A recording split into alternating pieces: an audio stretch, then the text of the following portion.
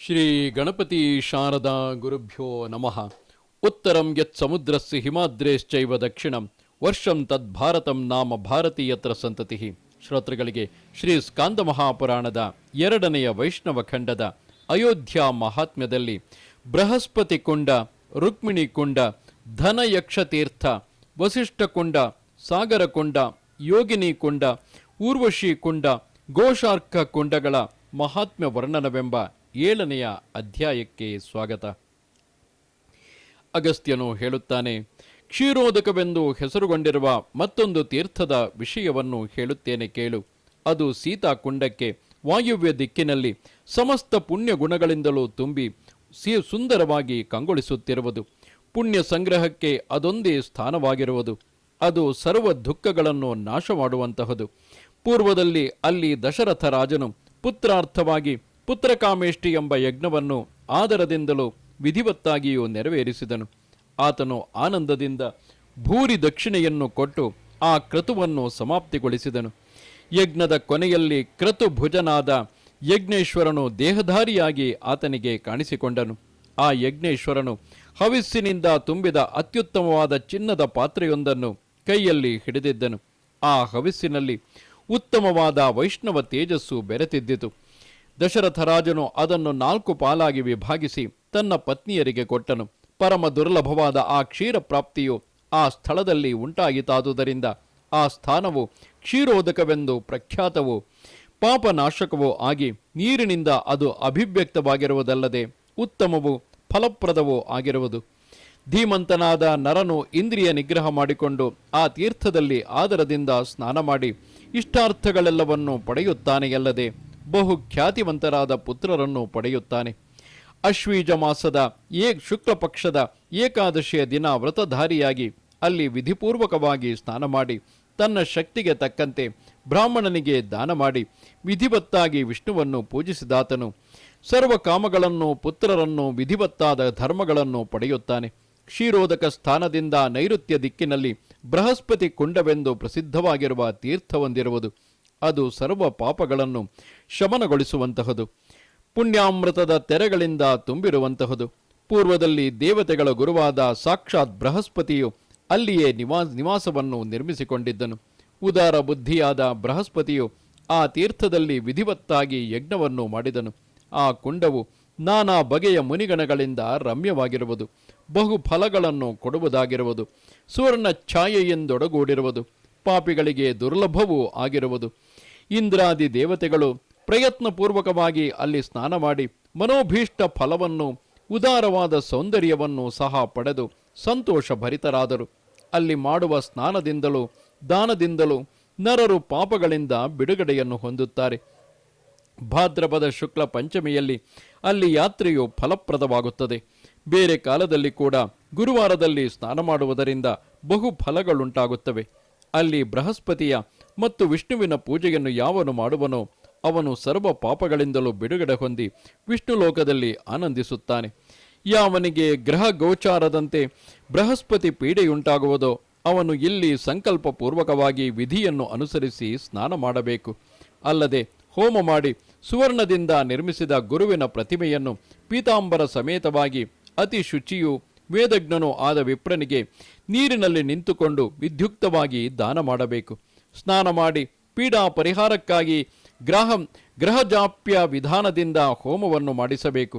ಈ ರೀತಿ ಮಾಡಿದರೆ ಬೃಹಸ್ಪತಿ ಗ್ರಹ ಪೀಡೆಯು ಪರಿಹಾರವಾಗುತ್ತದೆ ಎಂಬುದರಲ್ಲಿ ಸಂದೇಹವಿಲ್ಲವು.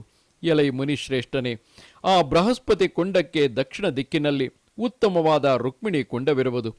ಕೃಷ್ಣವಲ್ಲಭೆಯಾದ ರುಕ್ಮಿಣಿ ದೇವಿಯು ಅದನ್ನು ಸ್ವಂತವಾಗಿಯೇ ನಿರ್ಮಿಸಿದಳು. ಆಗ ವಿಷ್ಣುವು ಅಲ್ಲಿಯೇ ಜಲದಲ್ಲಿ ತಾನಾಗಿಯೇ ನೆಲೆಸಿದನು. ಪತ್ನಿಯ ಮೇಲಿನ ಸ್ನೇಹದಿಂದಲೂ ಆ ಮಹಾವಿಷ್ಣುವು ವರಪ್ರದಾನ ಮಾಡಿದುದರಿಂದಲೂ ಅದರ ಗುಣವು ಬಹಳಷ್ಟು ಹೆಚ್ಚಿತು. ಅಲ್ಲಿ ಆತ್ಮನಿಗ್ರಹ ಮಾಡಿ ವೈಷ್ಣವ ಮಂತ್ರಗಳಿಂದ ಸ್ನಾನ, ದಾನ, ಹೋಮಗಳನ್ನು, ಬ್ರಾಹ್ಮಣ ಪೂಜೆಯನ್ನು, ವಿಷ್ಣು ಪೂಜೆಯನ್ನು ಮಾಡಬೇಕು. ಕಾರ್ತೀಕ ಮಾಸದ ಕೃಷ್ಣ ಪಕ್ಷದ ನವಮಿಯ ದಿನ ಸರ್ವ ಪಾಪ ಪರಿಹಾರಕ್ಕಾಗಿ ಆ ರುಕ್ಮಿಣಿ ಕುಂಡದಲ್ಲಿ ವಾರ್ಷಿಕ ಯಾತ್ರೆಯನ್ನು ಪ್ರಯತ್ನಪೂರ್ವಕವಾಗಿ ನಡೆಸಬೇಕು. ಅಪುತ್ರವಂತನು ಆ ಯಾತ್ರೆಯನ್ನು ಮಾಡಿದರೆ ಪುತ್ರವಂತರಾಗುತ್ತಾರೆ ಎಂಬುದರಲ್ಲಿ ಸಂಶಯವಿಲ್ಲವು. ನರರಾಗಲಿ ನಾರಿಯರಾಗಲಿ ಆದರದಿಂದ ಆ ತೀರ್ಥದಲ್ಲಿ ಸ್ನಾನ ಮಾಡಬೇಕು. ಹಾಗೆ ಮಾಡಿದವರು ಸಮಗ್ರ ಭೋಗಗಳನ್ನು ಅನುಭವಿಸಿ ವಿಷ್ಣು ಲೋಕದಲ್ಲಿ ಆನಂದ ಪಡುತ್ತಾರೆ. ಸಂಪತ್ತಿನ ಬಯಕೆಯಿಂದ ಅಲ್ಲಿ ವಿಶೇಷ ರೀತಿಯಿಂದ ದಾನ ಮಾಡಬೇಕು. ಅಲ್ಲಿ ಸ್ನಾನ ಮಾಡುವುದರಿಂದ ಮಾನವನು ಸಮಸ್ತ ಇಷ್ಟಾರ್ಥಗಳನ್ನು ಪಡೆದುಕೊಳ್ಳುತ್ತಾನೆ. ರುಕ್ಮಿಣಿ ಶ್ರೀಪತಿಗಳ ಪ್ರೀತಿಗಾಗಿ ತಮ್ಮ ಶಕ್ತಿಯನುಸಾರವಾಗಿ ಆ ತೀರ್ಥದಲ್ಲಿ ದಾನವನ್ನು ಮಾಡಬೇಕು. ಬ್ರಾಹ್ಮಣರಿಗೆ ವಿಶೇಷವಾಗಿ ವಿಧಿವತ್ತಾಗಿ ಪೂಜೆಯನ್ನು ಮಾಡಬೇಕು. ಅಲ್ಲಿ ಶಂಖಚಕ್ರ ಗದಾಧರನಾದ ಲಕ್ಷ್ಮೀಪತಿಯನ್ನು ಧ್ಯಾನ ಮಾಡಬೇಕು. ಪೀತಾಂಬರವನ್ನು ಧರಿಸಿ ತುಳಸಿ ಮಾಲೆಯನ್ನು ಧರಿಸಿ ನಾರದಾದಿಗಳಿಂದ ಸ್ತುತಿಸಲ್ಪಡುತ್ತಾ ಆದಿಶೇಷನೆಂಬ ಪೀಠದಲ್ಲಿ ಮಂಡಿಸಿ ಕಿರೀಟಧಾರಿಯಾಗಿ ಮಹೇಂದ್ರಾದಿಗಳಿಂದ ಭೂಷಿಸಲ್ಪಟ್ಟವನಾಗಿಯೂ ಎದೆಯ ಮೇಲೆ ಕಾಣುವ ಕೌಸ್ತುಭ ರತ್ನದಿಂದ ಒಡಗೂಡಿದವನು ಕಮಲದಂದೆಸೆಯುವ ನಿರ್ಮಲ ಲೋಚನಗಳುಳ್ಳವನು ಆದ ಆ ಲಕ್ಷ್ಮೀಪತಿಯನ್ನು ಸಕಲಾಭೀಷ್ಟ ಫಲಪ್ರಾಪ್ತಿಗಾಗಿ ಪೂಜಿಸಬೇಕು. ಹೀಗೆ ಮಾಡಿದರೆ ಇಷ್ಟಾರ್ಥಗಳೆಲ್ಲವನ್ನು ಪಡೆಯುತ್ತಾನೆ. ಇದರಲ್ಲಿ ಸಂದೇಹವಿಲ್ಲವು. ಹಾಗೆ ಮಾಡಿದವನು ಲೋಕದಲ್ಲಿ ಸುಖವನ್ನು ಭೋಗಿಸಿ ಆಮೇಲೆ ಹರಿಲೋಕದಲ್ಲಿ ಸಂಮೋದಗೊಳ್ಳುತ್ತಾನೆ. ಇನ್ನು ಮುಂದೆ ಪಾಪ ಪರಿಹಾರಕವು ಕಲಿಕಾಲದ ಪಾಪಗಳನ್ನು ಸಂಹಾರ ಮಾಡುವಂತಹುದು, ನಂಬಿಕೆ ಹುಟ್ಟಿಸುವಂತಹುದು ಆದ ಮತ್ತೊಂದು ತೀರ್ಥವನ್ನು ಕುರಿತು ಹೇಳುತ್ತೇನೆ. ಇದು ಪರಮ ಪವಿತ್ರವಾದುದು, ಎಣೆಯಿಲ್ಲದುದು, ಬಯಸಿದ ಎಲ್ಲ ಬಗೆಯ ವಸ್ತುಗಳನ್ನು ಕೊಡುವಂತಹುದು, ಧನಯಕ್ಷ ಎಂದು ಪ್ರಖ್ಯಾತವಾಗಿ ಬಹು ಚೆನ್ನಾಗಿ ಭಕ್ತಿಯನ್ನು ಉಂಟು ಮಾಡತಕ್ಕದ್ದು ಆಗಿರುವುದು. ರುಕ್ಮಿಣಿ ಕುಂಡದ ವಾಯುವ್ಯ ದಿಕ್ಕಿನಲ್ಲಿರುವ ಈ ತೀರ್ಥವು ಶುದ್ಧವಾದುದೆಂದು ಎಣಿಸಲ್ಪಟ್ಟಿರುವುದು. ರಾಜರ್ಷಿಯಾದ ಹರಿಶ್ಚಂದ್ರನ ಮಹತ್ತಾದ ಧನವು ಪೂರ್ವದಲ್ಲಿ ಅಲ್ಲಿಯೇ ಇದ್ದಿತು. ಅದರ ಸಂಪೂರ್ಣ ರಕ್ಷಣೆಗಾಗಿ ಯಕ್ಷನೊಬ್ಬನು ನಿಯಮಿಸಲ್ಪಟ್ಟಿದ್ದನು. ಪೂರ್ವದಲ್ಲಿ ವಿಶ್ವಾಮಿತ್ರ ಮುನಿಯು ರಾಜಸೂಯ ಯಾಗವನ್ನು ಮಾಡಿದ ಆ ಹರಿಶ್ಚಂದ್ರ ನರಪತಿಯನ್ನು ಪರಾಜಯಗೊಳಿಸಿ ಶ್ರೇಷ್ಠವಾದ ಅವನ ರಾಜ್ಯವನ್ನು ಚತುರಂಗ ಬಲ ಸಮೇತವಾಗಿ ತೆಗೆದುಕೊಂಡ ಸಮಯದಲ್ಲಿ ಉತ್ತಮವಾದ ಆ ಧನವೆಲ್ಲವನ್ನು ಅವನ ವಶಕ್ಕೆ ಕೊಟ್ಟನು. ಆ ಧನದ ರಕ್ಷಣೆಗಾಗಿ ಆ ಮುನಿಯು ಪ್ರಯತ್ನಪಟ್ಟು ಪ್ರಮೋದ ಆನಂದಗಳಿಗೆ ನೆಲೆ ಎನಿಸಿದ ಅಲ್ಲಿ ಪ್ರಮಂಥುರನೆಂಬ ಯಕ್ಷನನ್ನು ಸ್ಥಾಪನೆ ಮಾಡಿದನು. ಬಹು ಪ್ರಯತ್ನ ಮಾಡಿ ಸರ್ವ ಪ್ರಕಾರದಿಂದಲೂ ಧನವನ್ನು ರಕ್ಷಣೆ ಮಾಡುತ್ತಿದ್ದ ಅವನ ವಿಷಯದಲ್ಲಿ ಆ ಮುನಿಯು ಒಮ್ಮೆ ಸಂತುಷ್ಟನಾದನು. ಇಂದ್ರಿಯ ನಿಗ್ರಹಶಾಲಿಯು ಧೀಮಂತನೂ ಆದ ಆತನು ಒಮ್ಮೆ ಪರಮ ಪ್ರೀತಿಯಿಂದ ಆ ಯಕ್ಷನನ್ನು ಕುರಿತು ಮಧುರವಾದ ಮಾತುಗಳನ್ನಾಡಿದನು. ವಿಶ್ವಾಮಿತ್ರನು ಹೇಳುತ್ತಾನೆ, ಎಲೈ ಧರ್ಮಜ್ಞನೇ, ಮಾತ್ಸರ್ಯವಿಲ್ಲದವನಾಗಿ ಬೇಗನೆ ವರವನ್ನು ಕೇಳಿಕೋ. ಎಲೈ ಧೀರನೇ, ನಿನ್ನ ಭಕ್ತಿಯಿಂದ ಬಹಳ ಸಂತುಷ್ಟನಾಗಿದ್ದೇನೆ ಎಂದನು.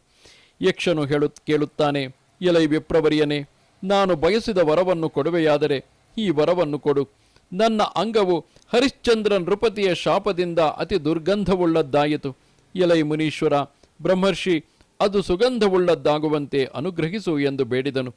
ಅಗಸ್ತ್ಯನು ಹೇಳುತ್ತಾನೆ, ಆ ಯಕ್ಷನು ಹೀಗೆ ನುಡಿಯಲಾಗಿ ವಿಶ್ವಾಮಿತ್ರ ಮುನಿಯು ಕಣ್ಣು ಮುಚ್ಚಿ ಧ್ಯಾನಸ್ಥನಾಗಿ ಅವನನ್ನು ಅವನ ಭಕ್ತಿಯಿಂದಲೇ ವಿವೇಚಿಸಿ ನೋಡಿ ಆದರದಿಂದ ವಿಧಿವತ್ತಾಗಿ ಸಂಕಲ್ಪ ಮಾಡಿ ತೀರ್ಥೋದಕದಿಂದ ಅವನಿಗೆ ಅಭಿಷೇಕ ಮಾಡಿದನು. ಬಳಿಕ ಕ್ಷಣಮಾತ್ರದಲ್ಲಿಯೇ ಆ ಯಕ್ಷನು ಸುಗಂಧವನ್ನು ಬೀರುವ ಶರೀರವುಳ್ಳವನಾದನು. ಹಾಗೆ ಮಾರ್ಪಟ್ಟಾಗ ಧೀಮಂತನಾದ ಆ ಯಕ್ಷನು ಕೈಮುಗಿದುಕೊಂಡು ಆ ಮುನಿಯ ಎದುರಿಗೆ ನಿಂತು ವಿನಯದಿಂದ ತಲೆ ತಗ್ಗಿಸಿಕೊಂಡು ಮಧುರವಾಗಿ ಮತ್ತೆ ನುಡಿದನು. ಯಕ್ಷನು ಕೇಳುತ್ತಾನೆ, ಎಲೈ ಧೀರನೇ, ಎಲೈ ಸರ್ವಜ್ಞನೇ, ನಿನ್ನ ಕೃಪೆಯಿಂದ ನಾನು ಸುಗಂಧ ಶರೀರನಾದೆನು. ಈ ಸ್ಥಾನವು ಖ್ಯಾತಿಯನ್ನು ಪಡೆಯುವಂತೆ ಮಾಡು. ಎಲೈ ವಿಪ್ರರ್ಷಿಯೇ, ನಿನ್ನ ಪ್ರಸಾದದಿಂದ ಈ ತೀರ್ಥವು ಪ್ರಸಿದ್ಧವಾಗುವಂತೆ ಪ್ರಯತ್ನವನ್ನು ಮಾಡು. ಅಗಸ್ತ್ಯನು ಹೇಳುತ್ತಾನೆ, ಯಕ್ಷನು ಈ ರೀತಿಯಾಗಿ ಹೇಳಲು ಆ ಮುನಿಯು ಕ್ಷಣಕಾಲ ಕಣ್ಣುಗಳನ್ನು ಸ್ಥಿಮಿತವಾಗಿಟ್ಟುಕೊಂಡು ಧ್ಯಾನ ಮಾಡಿ ಆ ಯಕ್ಷನ ವಿಷಯದಲ್ಲಿ ಪ್ರಸನ್ನಾತ್ಮನಾಗಿ ನಯವಾದ ನುಡಿಗಳಿಂದ ಅವನಿಗೆ ಹೀಗೆ ಹೇಳಿದನು. ವಿಶ್ವಾಮಿತ್ರನು ಹೇಳುತ್ತಾನೆ, ಅಯ್ಯ ಯಕ್ಷನೇ, ಈ ಸ್ಥಾನವು ಎಣೆಯಿಲ್ಲದಷ್ಟು ಪ್ರಸಿದ್ಧಿಯನ್ನೈದುತ್ತದೆ. ಈ ತೀರ್ಥವು ಧನಯಕ್ಷವೆಂದು ಖ್ಯಾತಿಯನ್ನು ಪಡೆಯುತ್ತದೆ. ಇದು ಶರೀರಕ್ಕೆ ಸೌಂದರ್ಯವನ್ನು ಕೊಡುವುದು, ಮಾನವರಿಗೆ ಉತ್ತಮ ಭಕ್ತಿಯನ್ನು ಉಂಟು ಮಾಡುವಂತಹದು. ಇಲ್ಲಿ ವಿಧಾನಾನುಸಾರವಾಗಿ ಸ್ನಾನ ಮಾಡಿದರೆ ಕ್ಷಣ ಮಾತ್ರದಲ್ಲಿಯೇ ಮೈಯ ದುರ್ಗಂಧವು ಬಿಟ್ಟು ಹೋಗುವುದು. ಪುಣ್ಯವನ್ನು ಅಪೇಕ್ಷಿಸುವವರು ಪ್ರಯತ್ನಪಟ್ಟು ಇಲ್ಲಿ ಸ್ನಾನವನ್ನು ಮಾಡಬೇಕು. ತಮ್ಮ ಶ್ರದ್ಧೆಗೂ ಶಕ್ತಿಗೂ ತಕ್ಕಂತೆ ದಾನ ಮಾಡಬೇಕು. ಲಕ್ಷ್ಮೀ ಪೂಜೆಯನ್ನು ವಿಶೇಷವಾಗಿ ನಡೆಸಬೇಕು. ಲಕ್ಷ್ಮಿಯ ಪ್ರೀತ್ಯರ್ಥವಾಗಿ ಸ್ನಾನ ದಾನಗಳನ್ನು ಮಾಡಬೇಕು. ನವನಿಧಿಗಳಿಗೂ ಪೂಜೆ ಮಾಡಬೇಕು. ಎಲೈ ಸುವ್ರತನೇ, ಹಾಗೆ ಪೂಜಿಸಿದವನು ಈ ಲೋಕದಲ್ಲಿ ಸುಖವನ್ನು ಅನುಭವಿಸಿ ಪರಲೋಕದಲ್ಲಿ ಸಂತೋಷವನ್ನೈದುತ್ತಾನೆ. ಮಹಾಪದ್ಮ, ಪದ್ಮ, ಶಂಖ, ಮಕರ, ಕಚ್ಚಪ, ಮುಕುಂದ, ಕುಂದ, ನೀಲ, ಖರ್ವ ಇವೇ ನವನಿಧಿಗಳು.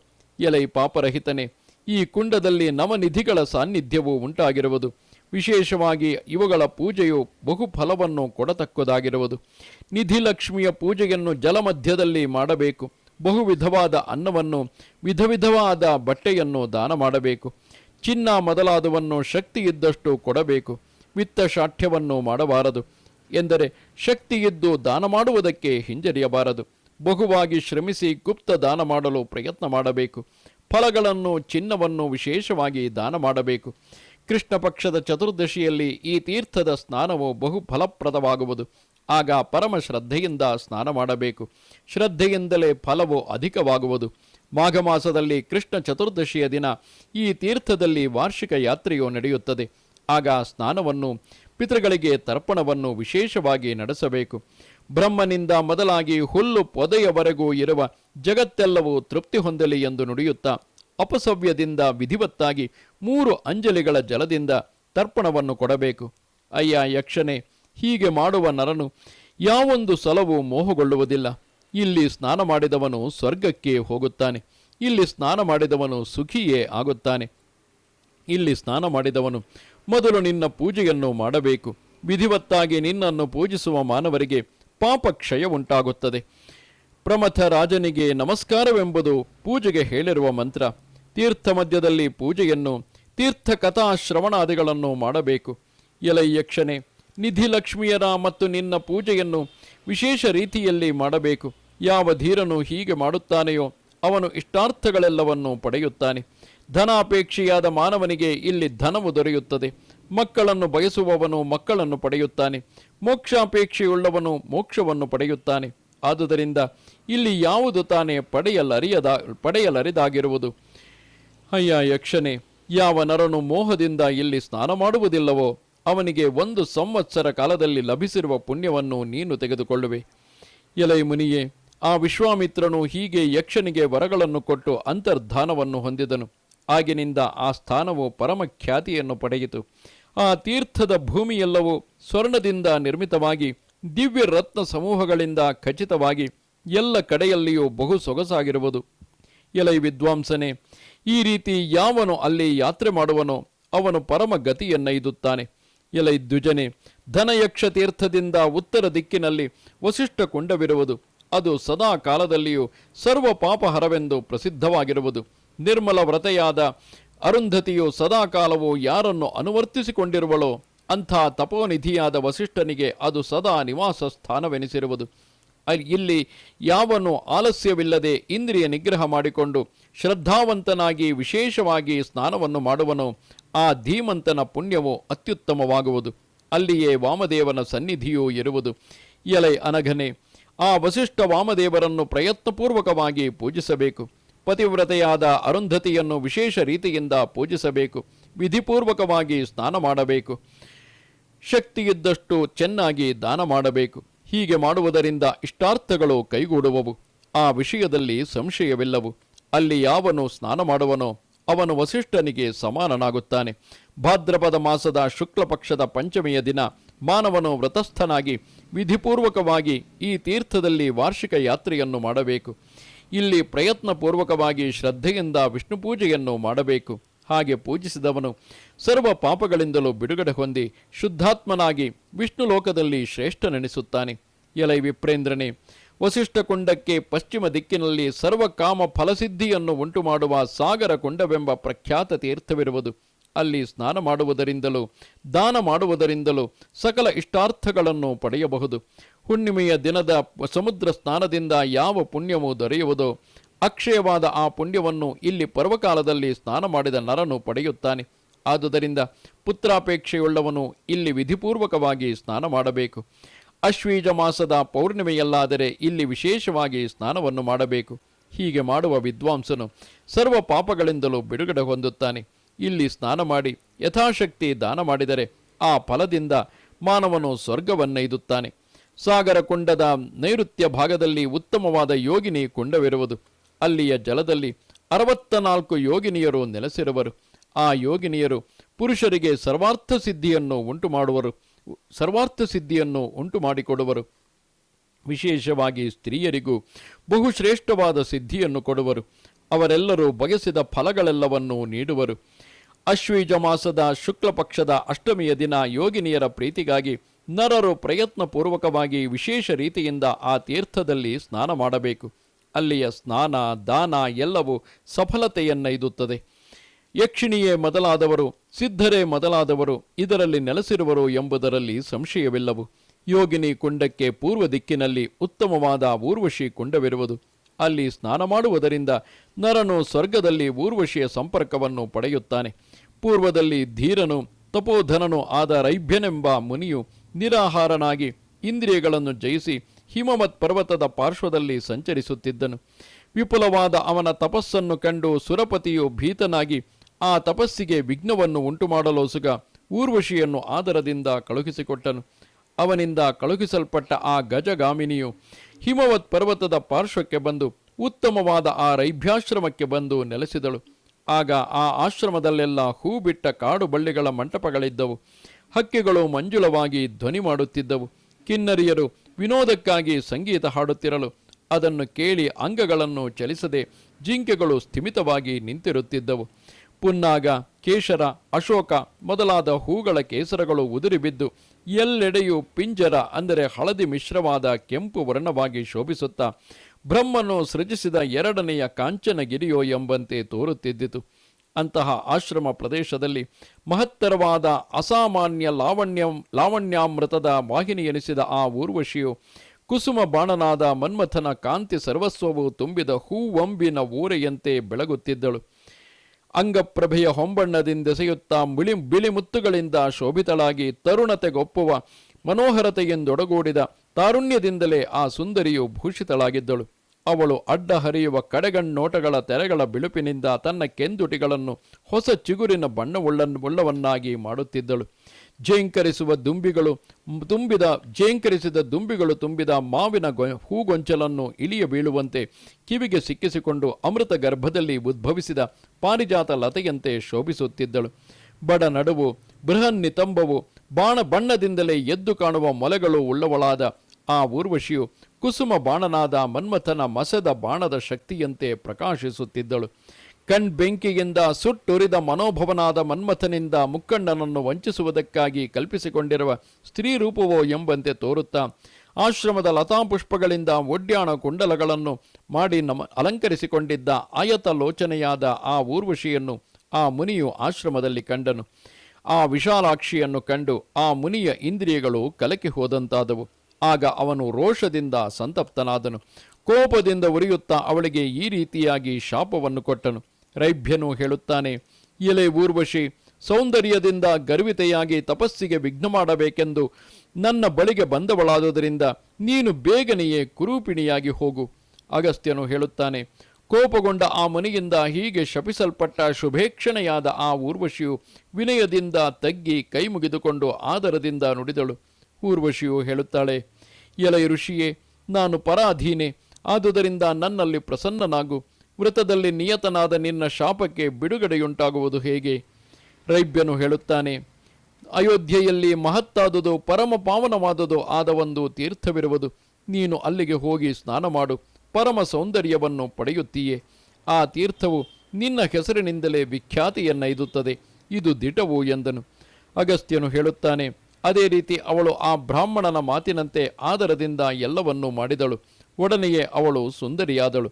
ಆ ಸ್ಥಾನವು ಅವಳ ಹೆಸರಿನಿಂದಲೇ ಖ್ಯಾತಿಯನ್ನು ಪಡೆಯಿತು. ಓ ಮುನಿಶ್ರೇಷ್ಠ, ಇಲ್ಲಿ ಯಾವನು ವಿಧಿವತ್ತಾಗಿ ಸ್ನಾನ ಮಾಡುವನೋ ಅವನಿಗೆ ಪರಮ ಸೌಂದರ್ಯ ಉಂಟಾಗುತ್ತದೆ, ಇದರಲ್ಲಿ ಸಂಶಯವಿಲ್ಲವು. ಭಾದ್ರಪದ ಶುಕ್ಲ ತದಿಗೆಯ ದಿನ ಇಲ್ಲಿ ವಾರ್ಷಿಕ ಯಾತ್ರೆಯೋ ನಡೆಯುತ್ತದೆ. ಇಷ್ಟಾರ್ಥಗಳ ಸಿದ್ಧಿಗಾಗಿ ಇಲ್ಲಿ ಜನರು ವಿಷ್ಣುವನ್ನು ಪೂಜಿಸಬೇಕು.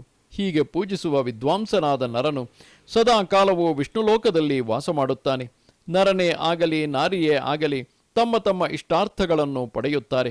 ಊರ್ವಶಿ ಕುಂಡದ ದಕ್ಷಿಣದಲ್ಲಿ ಘೋಷಾರ್ಕ ಕುಂಡವಿದೆ. ಎಲೈ ಮುನಿಶಾರ್ದೂಲನೆ, ಅದು ಸದಾ ಕಾಲವೂ ಸಮಸ್ತ ಪಾಪ ಪರಿಹಾರಕವಾಗಿರುವುದು. ಅಲ್ಲಿ ಸ್ನಾನ ದಾನಗಳನ್ನು ಮಾಡುವುದರಿಂದ ಸೂರ್ಯಲೋಕದಲ್ಲಿ ಶ್ರೇಷ್ಠತೆಯುಂಟಾಗುತ್ತದೆ. ಈ ತೀರ್ಥಕ್ಕೆ ಸಮಾನವಾದ ಬೇರೊಂದು ತೀರ್ಥವು ಮತ್ತೆಲ್ಲಿಯೂ ಇರುವುದಿಲ್ಲವು. ವೃಣವುಳ್ಳವರು, ಕುಷ್ಠದಿಂದ ನರಳುವವರು, ದರಿದ್ರನು ದುಃಖ ಪೀಡಿತನೂ ಆದ ಮಾನವನು ಇಲ್ಲಿ ವಿಧಿವತ್ತಾಗಿ ಸ್ನಾನ ಮಾಡಿದರೆ ಇಷ್ಟಾರ್ಥಗಳೆಲ್ಲವನ್ನು ಪಡೆಯುತ್ತಾನೆ. ವಿಶೇಷವಾಗಿ ರವಿವಾರದಲ್ಲಿ ಆದರದಿಂದ ಇಲ್ಲಿ ಸ್ನಾನ ಮಾಡಬೇಕು. ಭಾದ್ರಪದ ಮಾಸದಲ್ಲೂ ಮಾಘ ಮಾಸದಲ್ಲೂ ಶುಕ್ಲ ಷಷ್ಠಿಯಲ್ಲಿಯೂ ಸೂರ್ಯ ಲೋಕವನ್ನು ಪಡೆಯಬೇಕೆಂಬ ಅಪೇಕ್ಷೆಯಿಂದ ಮಾನವನು ಪ್ರಯತ್ನಪೂರ್ವಕವಾಗಿ ಇಲ್ಲಿ ಸ್ನಾನವನ್ನು ಮಾಡಬೇಕು. ಇದೇ ರೀತಿ ಪುಷ್ಯ ಮಾಸದ ಸೂರ್ಯ ದಿನಗಳಲ್ಲಿ ಸ್ನಾನ ಮಾಡುವುದು ವಿಶೇಷ. ರವಿಯಿಂದ ಕೂಡಿದ ಅಂದರೆ ರಥಸಪ್ತಮಿಯಂದು ಸ್ನಾನ ಮಾಡುವುದು ಬಹು ಫಲಪ್ರದವಾಗುವುದು. ಪೂರ್ವದಲ್ಲಿ ಸೂರ್ಯ ವಂಶದಲ್ಲಿ ಘೋಷನೆಂಬ ಒಬ್ಬ ದೊರೆಯಿದ್ದನು. ಸಮುದ್ರ ಮೇಖಲೆಯಾದ ಪೃಥ್ವಿಯನ್ನು ಅವನೊಬ್ಬನೇ ಪಾಲಿಸುತ್ತಿದ್ದನು. ಅವನ ಕೀರ್ತಿಯಿಂದ 3 ಲೋಕಗಳು ಪ್ರಕಾಶಿಸುತ್ತಿದ್ದವು. ಪ್ರಚಂಡತರವಾದ ಬಾಹುದಂಡಗಳಿಂದ ಶತ್ರುಮಂಡಲಗಳನ್ನೆಲ್ಲ ಖಂಡಿಸಿದವನಾದ ಆತನು ಪ್ರತಾಪದಿಂದ ಸ್ಫುರಿಸುತ್ತಾ ಬೇರೊಬ್ಬ ಪ್ರಭಾಕರನೋ ಅಂದರೆ ಸೂರ್ಯನೋ ಎಂಬಂತೆ ಬೆಳಗುತ್ತಿದ್ದನು. ಆ ಪ್ರಜಾಪಾಲಕನು ಒಂದಾನೊಂದು ಸಲ ರಾಜ್ಯವನ್ನೆಲ್ಲ ಮಂತ್ರಿಗೆ ಒಪ್ಪಿಸಿ ಮೃಗಯಾಸಕ್ತನಾಗಿ ಬಹಳ ದಟ್ಟವಾಗಿ ಮರಗಳು ಬೆಳೆದಿದ್ದ ವನದಲ್ಲಿ ಸಂಚರಿಸುತ್ತಿದ್ದನು. ಆ ರಾಜನು ಪೂರ್ವಜನ್ಮದಲ್ಲಿ ಮಾಡಿದ ಅಶುಭ ಸೂಚಕವಾದ ಪಾಪಗಳಿಂದ ಕ್ರಮಿಗಳು ವ್ಯಾಪಿಸಿದ ಕೈಗಳುಳ್ಳವನಾಗಿ ಸುಂದರನಾದರೂ ನಗೆಗೀಡಾಗಿ ಹರ್ಷವೇ ಇಲ್ಲದವನಾದನು. ಒಮ್ಮೆ ವನದಲ್ಲಿ ಬೇಟೆಗಾಗಿ ಸುತ್ತುತ್ತಿದ್ದಾಗ ಅವನು ಒಬ್ಬಂಟಿಗನಾದನು. ಹಂದಿ, ಸಿಂಹ, ಜಿಂಕೆಗಳನ್ನು ಕೊಲ್ಲುತ್ತಾ ಅಲ್ಲಿಂದಿಲ್ಲಿಗೆ ಓಡಾಡುತ್ತಾ ಚೆನ್ನಾಗಿ ಅವನು ಬಾಯಾರಿ ಹೋದನು. ಆಗ ಅವನಿಗೊಂದು ಸರೋವರವು ಎದುರಿಗೆ ಕಾಣಿಸಿತು. ಅಲ್ಲಿ ಸ್ನಾನ, ಸಂಧ್ಯಾವಂದನೆ ಮೊದಲಾದವುಗಳಲ್ಲಿ ತತ್ಪರರಾಗಿದ್ದ ಮುನಿಗಳನ್ನು ಕಂಡನು. ಬಳಿಕ ಆ ನರೇಶ್ವರನು ವಿಧಿಪೂರ್ವಕವಾಗಿ ಆಚಮನ ಮಾಡಿ ಅಲ್ಲಿ ಸ್ನಾನ ಮಾಡಿದ ಬಳಿಕ ದಿವ್ಯ ಶರೀರವನ್ನು ತಳೆದು ಆನಂದದಿಂದ ತುಂಬಿ ನಿರ್ಮಲವಾದ ಮನಸ್ಸುಳ್ಳವನಾದನು. ಆ ತೀರ್ಥದ ಪರಿಯನ್ನು ಮುನಿಗಳಿಂದ ತಿಳಿದುಕೊಂಡು ಸೂರ್ಯನಿಗೆ ಬಹುಪ್ರಿಯವಾದ ಸ್ತುತಿಯೊಂದನ್ನು ಮಾಡಿದನು. ರಾಜನು ಸ್ತುತಿಸುತ್ತಾನೆ, ಭಗವನ್ ದೇವದೇವೇಶ, ಚಿದಾತ್ಮನಾದ ನಿನಗೆ ನಮಸ್ಕಾರವು. ಸವಿತ್ರವು ಸೂರ್ಯನು ಜಗತ್ತಿಗೆಲ್ಲ ಆನಂದವನ್ನು ಕೊಡುವವನು ಆದ ಓ ಸ್ವಾಮಿಯೇ, ನಿನಗೆ ನಮಸ್ಕಾರವು. ಪ್ರಭೆಗೆ ನೆಲೆಯಾದ ಓ ದೇವ, ನಿನಗೆ ನಮಸ್ಕಾರವು. ವೇದ ಸ್ವರೂಪನು ವಿವಸ್ವತ್ ಎನಿಸಿರುವವನು, ಯೋಗಜ್ಞನು, ಸದಾತ್ಮನು ಆದ ನಿನಗೆ ನಮಸ್ಕಾರವು.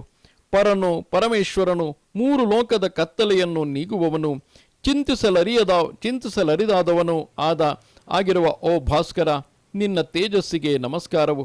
ಯೋಗ ಪ್ರಿಯನು, ಯೋಗ ಸ್ವರೂಪನು, ಯೋಗಜ್ಞನು, ಓಂಕಾರ ಸ್ವರೂಪನು, ವಷಟ್ಕಾರ ರೂಪಿಯೂ ಆಗಿ ಜ್ಞಾನ ಸ್ವರೂಪನೇ ಆಗಿರುವ ನಿನಗೆ ನಮಸ್ಕಾರವು. ಯಜ್ಞ ಸ್ವರೂಪನು, ಯಜ್ಞದಿಂದ ಗೌರವಿಸಲ್ಪಡುವವನು, ಹವಿಸ್ವರೂಪನು, ಋತ್ವಿಕ್ ಸ್ವರೂಪನು, ರೋಗ ಪರಿಹಾರಕನು, ಕಮಲಕ್ಕೆ ಆನಂದವನ್ನು ನೀಡುವವನು ಆದ ನಿನಗೆ ನಮಸ್ಕಾರವು. ಅತಿ ಸೌಮ್ಯನು, ಅತಿ ತೀಕ್ಷ್ಣನು, ಸುರರಿಗೆಲ್ಲ ಒಡೆಯನು, ಯಜ್ಞಾಶ್ರಯನು, ಭಕ್ತ ರಕ್ಷಕನು, ಪ್ರಿಯಾತ್ಮನು ಆದ ನಿನಗೆ ನಮಸ್ಕಾರವು.